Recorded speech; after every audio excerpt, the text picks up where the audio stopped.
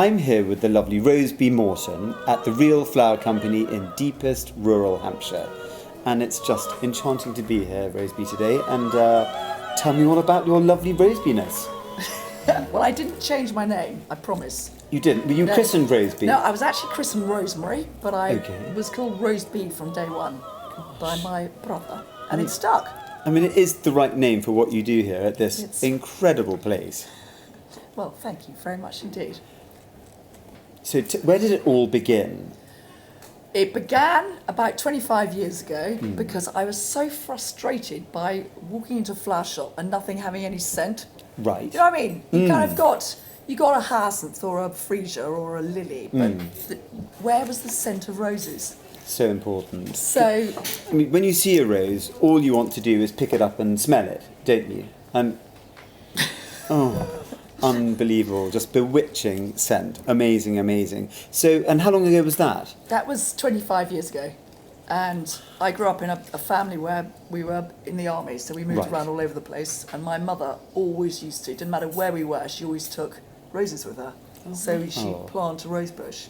And this rose in particular is one called Margaret Merrill, which is what I can remember. A classic. And scent does take you back. Yes, massively. But I mean, what is so lovely here? All the foliages that you grow and all the herbs, everything is scented, and obviously scent is quite important to you. I think so, because I think it's just, well, that's the first thing you do when you pick up a bunch of flowers, is put your nose in it. Completely. And if it doesn't have scent or texture or character, you just feel you're robbed. It's quite depressing, isn't it, when you see a rose and you think, oh, I'm going to smell that, and you do feel robbed. And then you feel a bit embarrassed. You kind of go, yeah.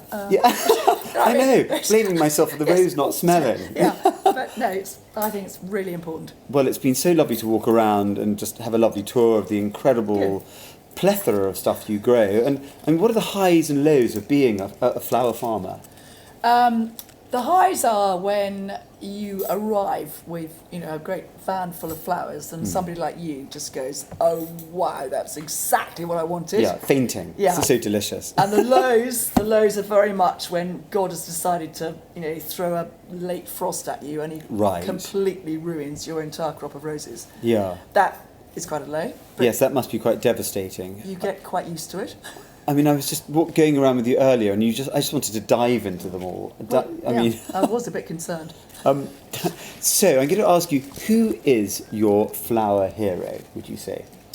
My flower hero, crikey. Well, I suppose gardening hero is probably more. Yes, because I'm very much first and foremost a gardener. Or heroine. Yeah, and it would indeed. But I have to say, I think my hero would be Christopher Lloyd from Great Dixter, because he's just inspirational. I love the sort of riot of colour and the way he just lets flowers do the talking. Yes, that self-seeding thing. Yeah. And that's what I love about walking around here. Suddenly, you've got all your rows of, say, the Aquilegia or the Alchemilla, and then suddenly there's something else rampantly growing. Look at me. I know, it's so lovely. Yeah. It's so wonderful. Yes. And you grow foliages and herbs, so it's a year-round thing. It is very much a year-round thing. I mean, I think, the English season can be quite short as far as, say, the prima donnas go. So, if you're talking start of the rose or the peony season, we're talking end of May, beginning of June. Yeah. And then it runs through till about October when the first frost happens. But the rest of the year, there is still a huge amount, and we very much do keep us busy throughout. Excellent, excellent. And so out of season, what would you be doing in those sort of quiet months? I say quiet, but it's probably never quiet. Yeah, never that quiet. No, but what would you be doing in sort of January, February? Obviously looking after the little dears. Yeah, a lot of planning goes on.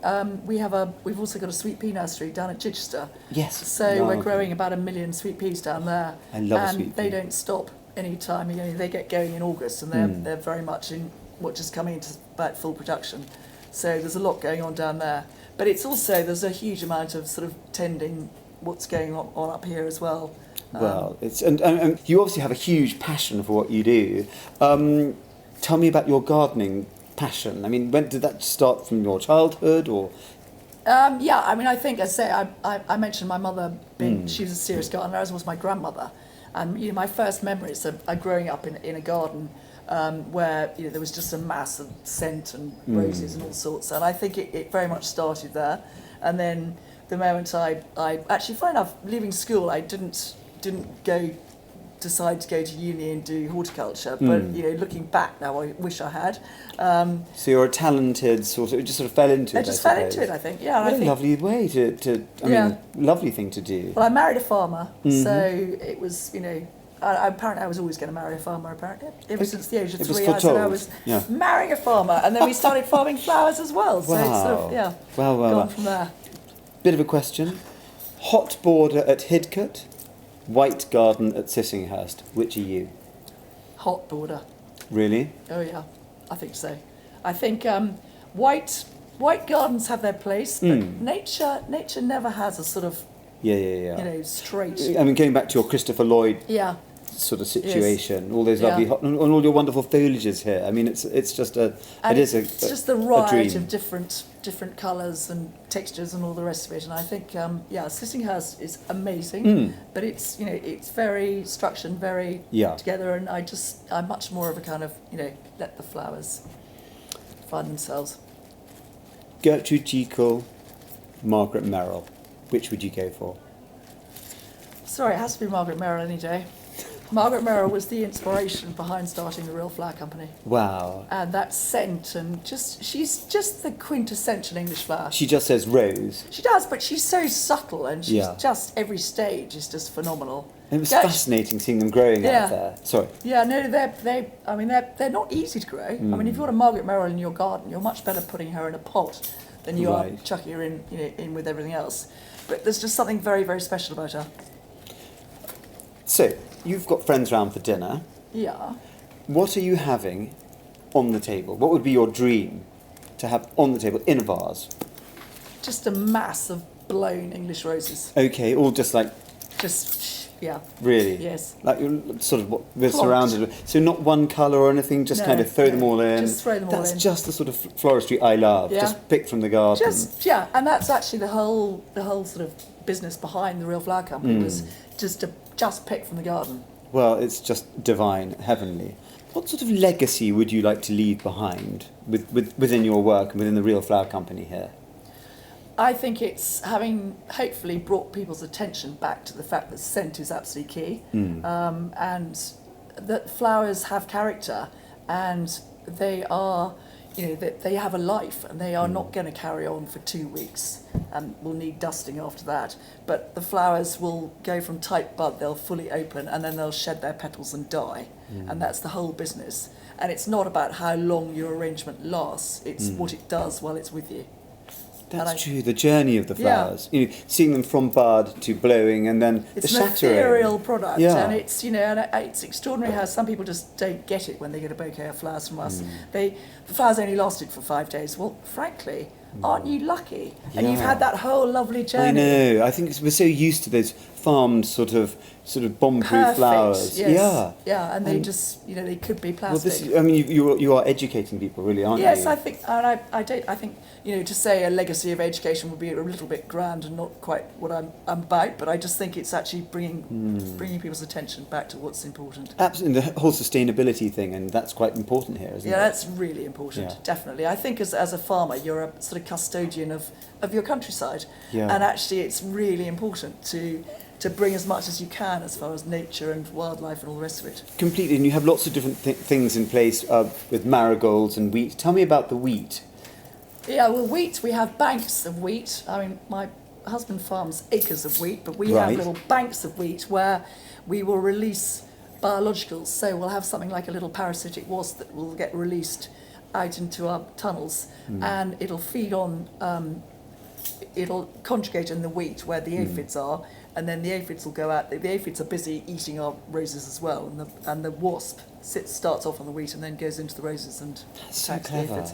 Well, we try and do as minimal spray as possible. So again, to us it's really important. We can't be organic. You're never going to get a perfect rose organically. You need a bit of blitzing. Yeah. But actually, the biologicals really make the difference. So that's what the wheat's all about. So I'm drawn to these because they look like a delicious kind of raspberry ripple ice cream. Tell me all about those, Rosebie. It's a rose called Rachel Louise Moran, and I mean, actually, its scent is not that great, but it's just the colours. It looks as if somebody's come out with a paintbrush and just Yes, and gone. splattered paint all over the Yeah, place. they're kind of Dutch still lifey, like Yeah. a mad tulip, aren't they? They are amazing, and no two blooms are the same, which is what's so incredible in nature. You look at the difference in them; they are extraordinary. I mean, you could get lost in that, couldn't you? couldn't you? Amazing, amazing. We do a lovely bouquet with creams as well, and we call it strawberries and cream. I want one of those. These are going in my van. Rosebie, it's been so lovely. Thank you so much. It's been a real honour to go around your amazing flower farm, and I hope you've all enjoyed it too. If you don't want to miss one of our flowery filmettes, then subscribe to our YouTube channel by clicking here.